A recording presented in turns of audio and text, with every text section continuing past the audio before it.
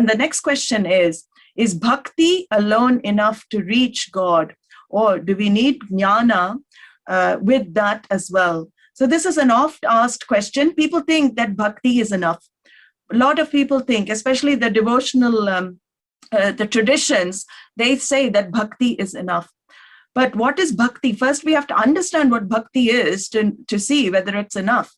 So in Narada Bhakti Sutras, which is a very beautiful text where Narada talks about what devotion is, he says, Sat Twasmin Parama Prema Rupa. He describes bhakti as Parama Prema Rupa, which is the highest form of love that one can have, Parama Prema. But bhakti is this devotional service, that love is expressed how?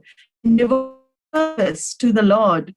Devotional service is bringing him into your life, actually. That is real devotion. Work is worship, as we've seen that. Swami often used to say that work is worship.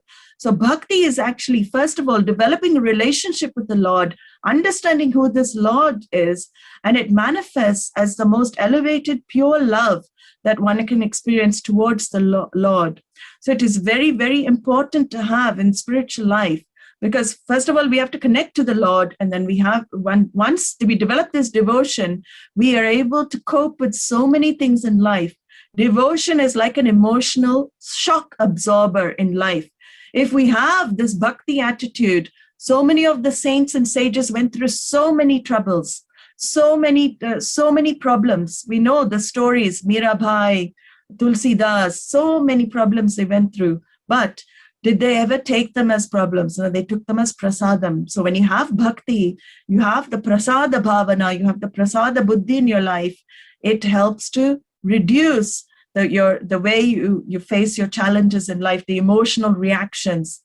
Bhakti also helps you reduce all other attachments in your life. It is a very good antidote. It's a very good sadhana to cultivate, to reduce attachments to human beings.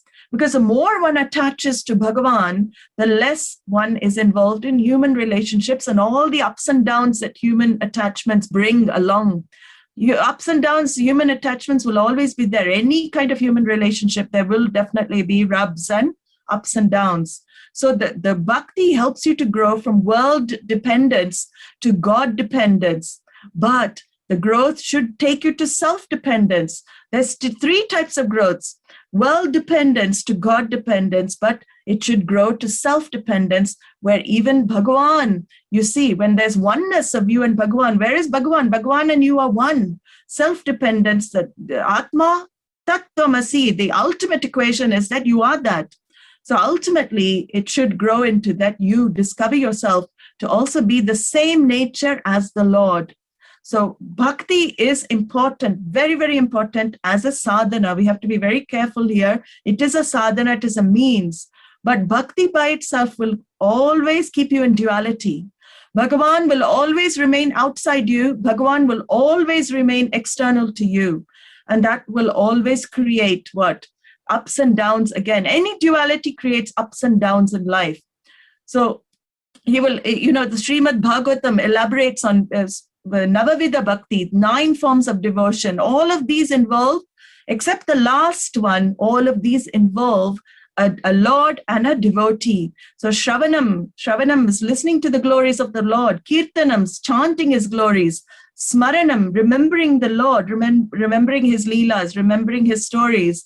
Pada Sevanam, doing service to his lotus feet or his padukas. Archanam, worshipping the Lord with chanting, with Archanam, with pujas. Vandanam, praising the Lord and stuti and stotra, all of those.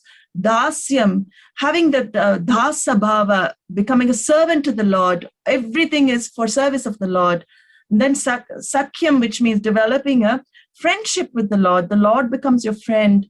But the last one is the culmination of devotion, and that only happens in knowledge. Atmanivedanam is the offering of yourself to the Lord. Your ego is offered at his lotus feet, like Emperor Bali did to Vamana Avatara. When Vamana Avatara, Lord Vishnu came as Vamana Avatara, he had no place to put his third step. He was offered 3 steps of land. In 2 steps, he covered the whole world. He covered the universe in 2 steps. And in the 3rd step, he didn't know where to put. Emperor Bali offered his head.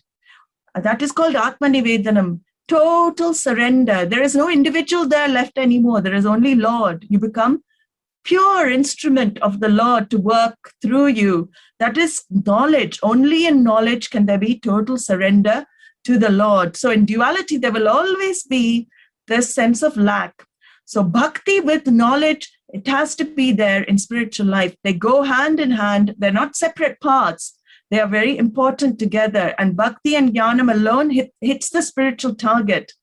Bhakti is a great purifier, but jnanam purifies for good.